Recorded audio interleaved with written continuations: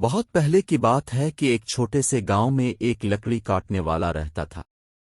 وہ اپنے کام میں مخلص اور بہت ایماندار تھے۔ ہر روز وہ درخت کاٹنے کے لیے قریبی جنگل میں نکلتا تھا۔ وہ جنگل واپس گاؤں میں لایا اور ایک سوداگر کو بیچ کر پیسہ کمایا۔ اس نے روزی کمانے کے لیے کافی کمایا، لیکن وہ اپنی سادہ زندگی سے مطمئن تھا۔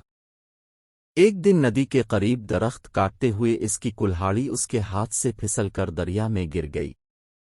دریا اتنا گہرا تھا کہ وہ اسے خود سے نکالنے کا سوچ بھی نہیں سکتا تھا۔ اس کے پاس صرف ایک کلہاڑی تھی جو دریا میں چلی گئی۔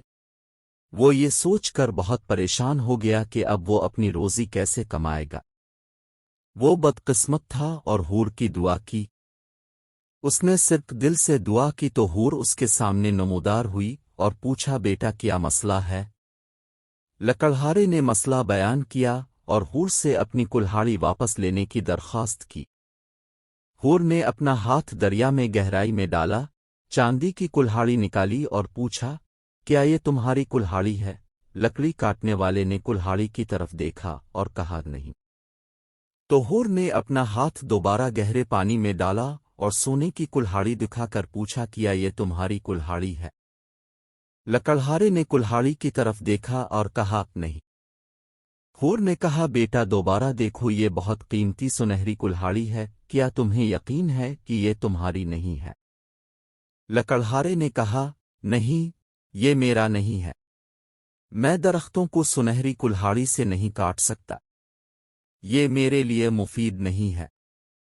حور نے مسکرا کر آخر کار اپنا ہاتھ دوبارہ پانی میں ڈالا اور اپنی لوہے کی کلہاڑی نکال کر پوچھا، کیا یہ تمہاری کلہاڑی ہے؟